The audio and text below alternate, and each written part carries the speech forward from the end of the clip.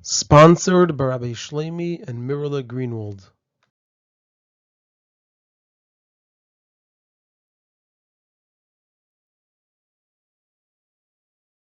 This is a Sicha from Likutei Sichos, Chelek Yud, Parshas Vayeshev, Sicha Aleph. And the topic of the Sicha is that in this week's Parsha, we learned the pasuk of Vayugat LeTamar. It was said to Tamar v'Gomer, Lamer, they said, Hine chamich oile simnasa. Behold, your father-in-law Yehuda is going up to the city of Timnah. And we learned the teaching of Rashi on this pasuk. And there are 4 parts in the Sicha. The Rebbe will, number 1, ask 4 questions on Rashi. Number 2, present the key to answering these 4 questions. Number 3, answer the 4 questions. And number 4, present the Yenish al Torah and the Haira in this teaching of Rashi.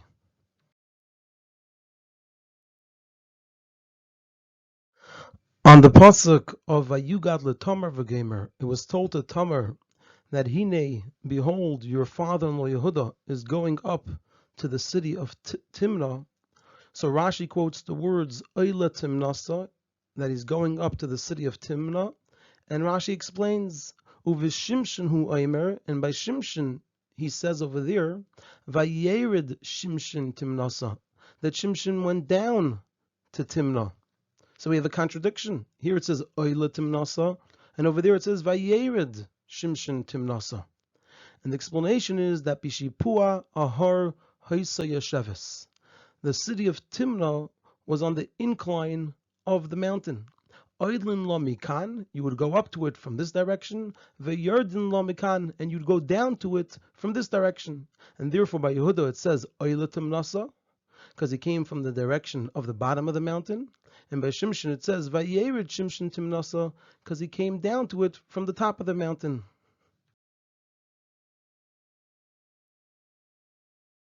And there are 4 questions here. The first question is this contradiction from where it says by Shimshin Vayerid Shimshin Timnasa, that Shimshin went down to the city of Timnah.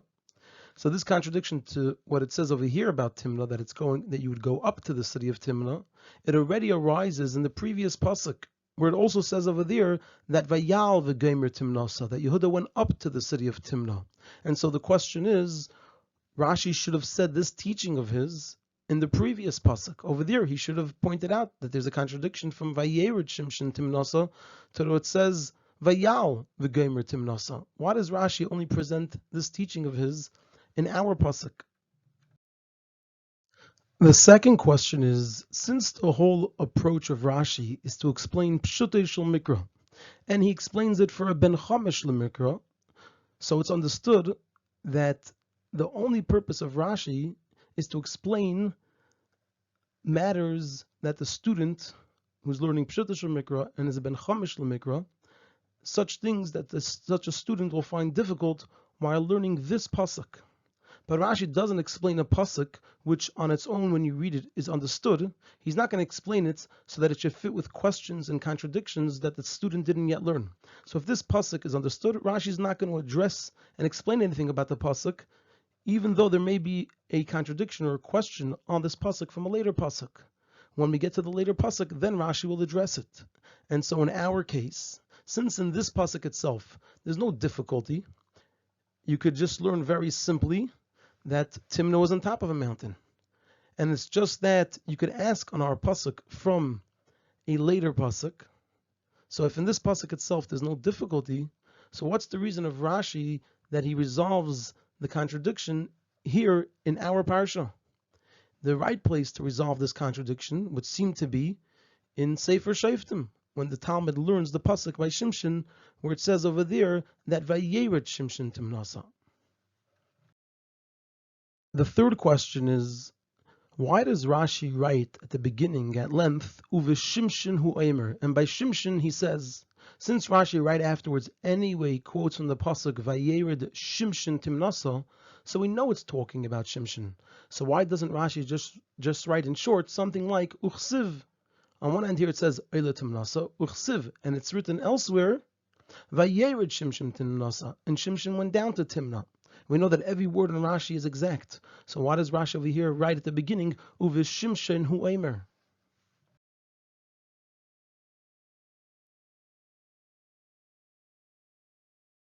And the fourth question is, and this fourth question has two parts to it. There's the lead up into the question and the question itself. So the lead up is, in the Gemara, there are three answers to this question about the contradiction between what it says by Yehuda that he was Oila Timnasa and what it says by Shimshon that he was Vayera Timnasa.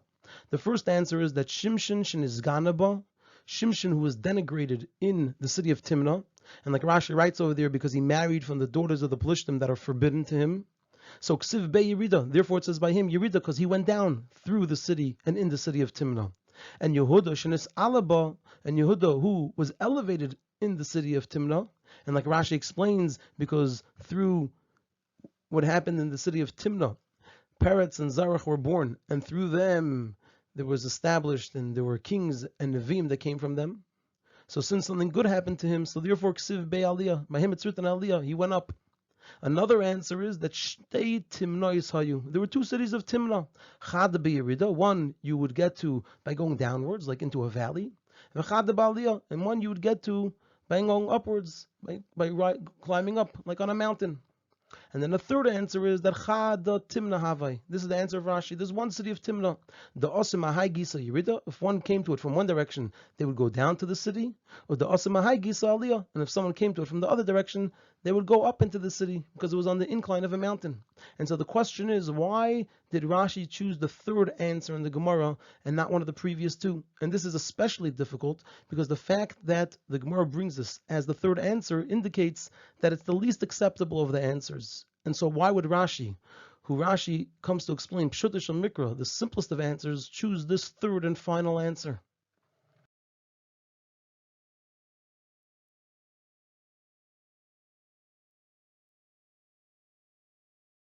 So now we're going to move straight into answering these four questions, and we're going to begin by presenting the main point of the answer and answering question number 2, which asked that why does Rashi have to say anything over here if when we're learning this pasuk there's no difficulty, and it's only that there's a difficulty from a later pasuk in Sefer Shoftim which a student didn't yet learn. So the explanation in this is as follows. In this teaching of Rashi, his main intent isn't to resolve the contradiction between the use of the word Oila by Yehuda when he went to Timnah and the use of the word Vayered by Shimshon when he went to Timnah. Because like we said, the student doesn't yet know about this contradiction. But rather the intent of Rashi over here is to answer what can be asked about this word itself. There's actually a difficulty in this word itself, and that's what Rashi is mainly coming to explain and answer in the pasuk. And that is, the difficulty over here with this word itself is, why did the Torah need to describe the going of Yehuda to Timnah with the lashon of Aliyah? Why couldn't it just say that it was told to Tamar that your father-in-law Yehuda is going to Timnah? Why does it have to mention that it was that he, when he went to Timnah, he was Oila Timnasa? Meaning, why does the Torah point out that it was told to Tamar, Vayugad LeTamar, that her father-in-law was Oila Timnasa? Why can't it just say that he's going to Timnah? Is there any difference to the story that Tamar should know that Yehuda was going up and not going down or going straight? And like we find earlier by the Parshas Akedah, where Hashem told Avram, Va'aleyu v'gemer al achad harim, you should bring him up onto one of the mountains, and nevertheless, it says afterwards, Vayelech el hamokim. It doesn't say Vayal, and it says Vayavayu el hamokim. Not they went up to the mokim, Vayalu. And the reason is simple. Why it doesn't say Vayal and Vayalu. Because there's no difference in which manner they arrived to the place. And so the same should also be true here. So that answers our second question. We asked, why is Rashi addressing anything here? There's no difficulty over here. The difficulty only comes up later in Sefer Shoftim. The answer is that there is a difficulty here. And that's the main intent of Rashi over here with what he says, as we'll see how Rashi is answering that difficulty. The main intent of Rashi over here is to answer, why does the pasuk point out that what was told to Tamar is that Hinei Chamech Oile Timnasa, he's going up to Timnah. Why did you say Hinei Chamech Hoilech Timnasa? And that's the difficulty that Rashi is coming to address. So we see that there is a difficulty here, and that's why we need this teaching of Rashi.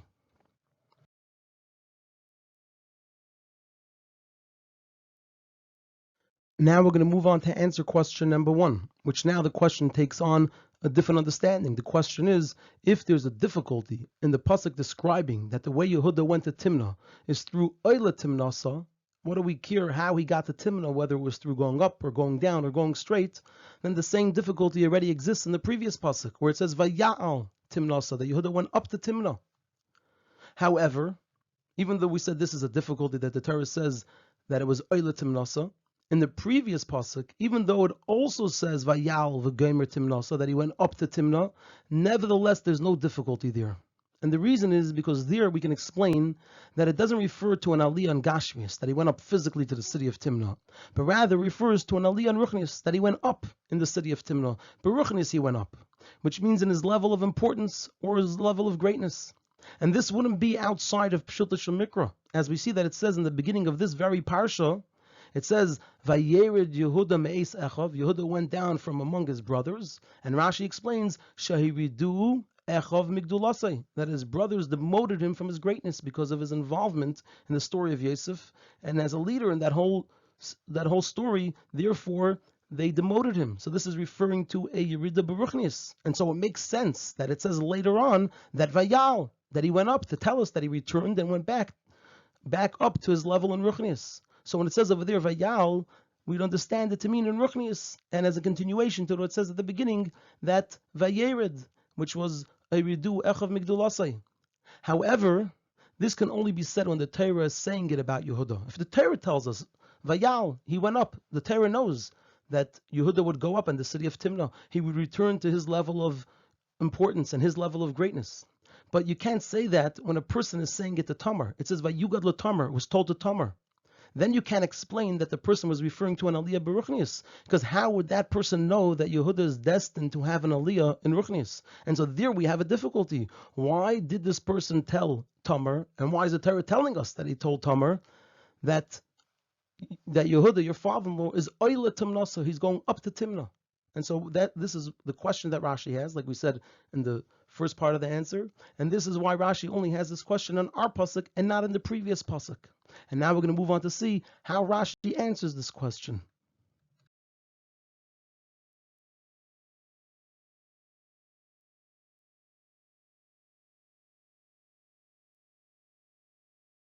Now we're going to explain how Rashi answers this question, and we're also going to answer question number 4, which was, why did Rashi choose the third answer in the Gemara? We understand why he didn't choose the first answer, that Yehuda went up Beruchnis and Timnah, and Shimshon went down in Ruchnis and Timnah, because the question is, how would this person know about it? But why doesn't Rashi choose the second answer, that there were 2 cities of Timnah? So let's first see how Rashi answers this question about why it's even mentioned that Yehuda went up to the city of Timnah, and then we'll answer the 4th question. And Rashi answered this question about why did this person tell Tamar that Yehuda went up to Timnah, and what does the Torah tell us about this? He answers it by saying, "Uveshimshon u'emer vayered Shimshon Timnasa," and by Shimshon it says that Shimshon went down to Timnah, meaning that through resolving the contradiction from Shimshon, so the question in this pasuk is automatically answered. So the purpose of answering the contradiction is in order to answer the question that we have over here. Because once we established, the way it's answered is because once we established that Bishipu Ahar Hoysa Yesheves, that the city of Timnah rested on the incline of a mountain. Oilin Lamikan v'Yordin Lamikan, you'd go up to it from one direction and down to it from the other direction. So it's understood that the person told Tamar that Yehuda was Oila Timnasa in order that she should know from which direction he's entering the city. It's important to know which direction did he enter. The way the person communicated it to Tamar was by saying that he went up to Timnah. So now Tamar knew that Yehuda came to the city from the direction of the bottom of the mountain. So it was an order to tell Tamar from which direction Yehuda entered the city, so she should know where he is. And according to this, it's understood, or Rashi doesn't explain that Shtei Timnois Hayu, that there were 2 Timnas. Because since he's not coming to resolve the contradiction from Shimshon, but rather to explain the use of the word Oile, why does it say Oile here? If we say that it was an incline, so it's important to tell her that he's Oile, to know where in the city she could find him, which part of the city did he enter. But to answer Oila, that won't be explained by saying there are 2 Timnas. And the person said Oila to indicate which Timna it is. It's the one that you go up to, not the one that you go down to. It's the one on top of a mountain, not the one in the valley. For 3 reasons. Number 1, that's not how a city is referred to. but rather, like it says, we find Beis Chayrin Tachten and Beis Chayrin Elyon. If you want to say which Timna you're referring to, you don't indicate it by saying he went up to Timna. You say the upper Timna, the lower Timna, something to that effect. Number two, since the person didn't specify anything in the name of the city, the person just said Oila Timnasa. For the word Timna, just used Timna, didn't specify which Timna. It indicates that there was no question about which city it was. And so if there was no question about which city it was, and possibly because the other one was very far and this one was closer, and so it was obvious which one it was, there's no need to describe it now by saying Oila, going up. We already know which one it is because of the area that they were in, and this was closer. And number three, the two cities weren't close to one another, which makes sense. You don't give two cities the same name that are near one another, and we indeed find that they were located at a distance from one another. And so if they weren't near one another, so there would be no need to refer to one of them through saying Oila. We're clearly talking about the one that's near and not the other one. And so for these three reasons, we wouldn't have an explanation for why he said Oila. If it was because there was two Timnas, that's not the way the person would communicate it. And clearly we see over here there was no need to communicate it. And so the only explanation for why the person said Oila is if the city was resting on the incline of a mountain, and it was ordered to indicate to Tamar where she could find Yehuda. She could find Yehuda by knowing that he went into the city, entered the city by going up into the city. He came from the bottom of the mountain and he entered the city from that direction.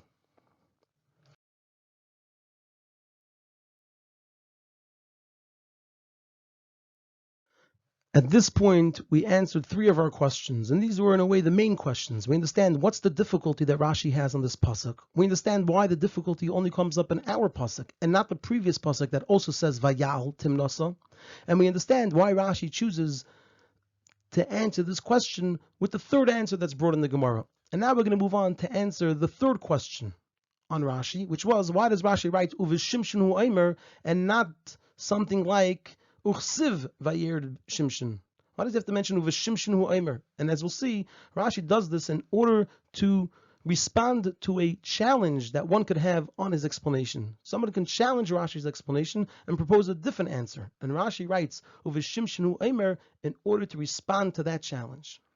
So let's see what that is. However, even after all of this, there's still a difficulty in this very explanation that Bishipua Ahar Hoyse Yesheves, the very idea that the city of Timna was built on the incline of a mountain, that itself is a difficult thing to say, because it's very unusual to build a city on the incline of a mountain, because it doesn't have the advantage of being better protected, like a city on top of a mountain. So when one builds a city on top of a mountain, there are disadvantages. It's more difficult to build, to bring the building materials, and after it's built, it's not so ideal for commerce, because it's difficult for people to come to that city.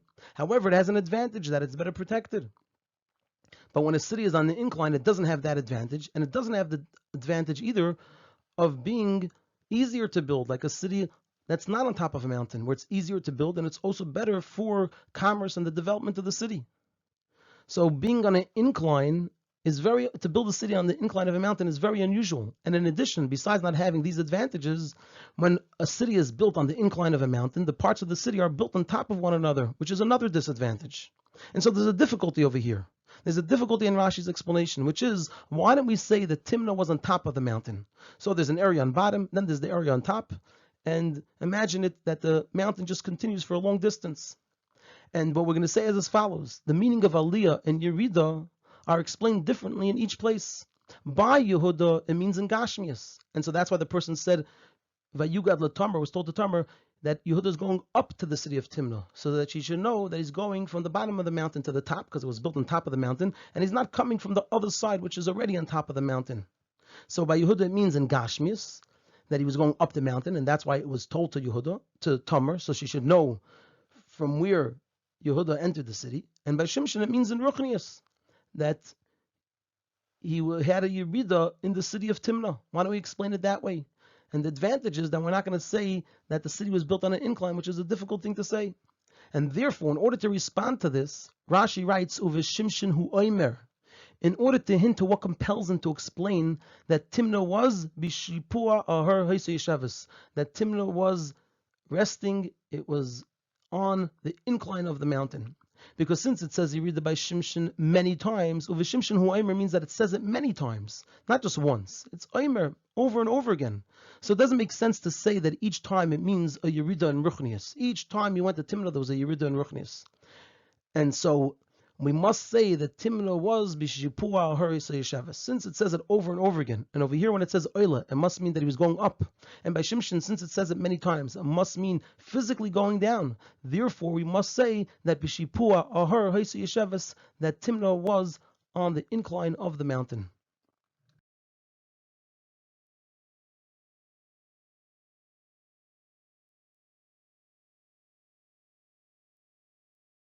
From the Yenishal Torah and Rashi, and the Hira, the lesson in the Avodah of each and every one, it's explained elsewhere regarding the pasuk of Mi Ya'ala Bahar Hashem V'Gomer, that it's referring to Avodas Hashem. So it's explained that the Avodah of a person is like climbing up a mountain.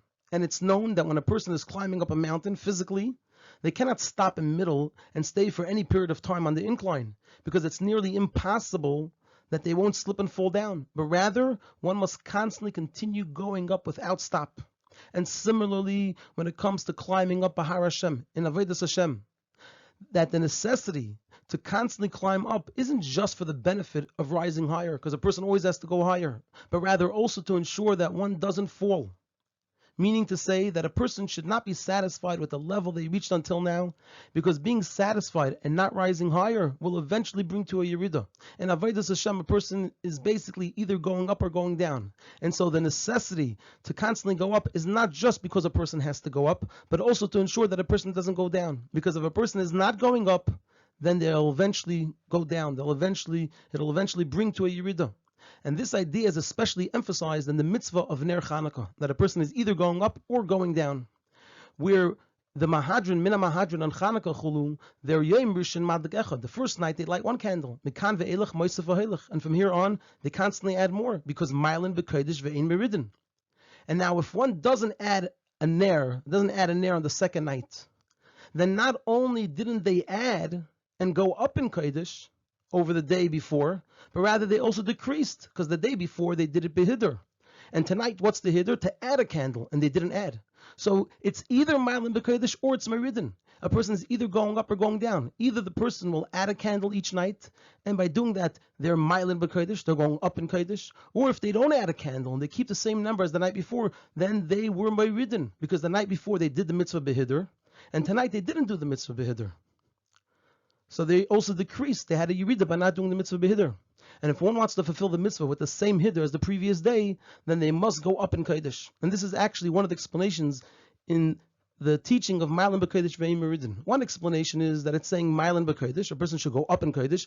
Ve'ein meridin, at the very least, the person shouldn't go down in Kodesh.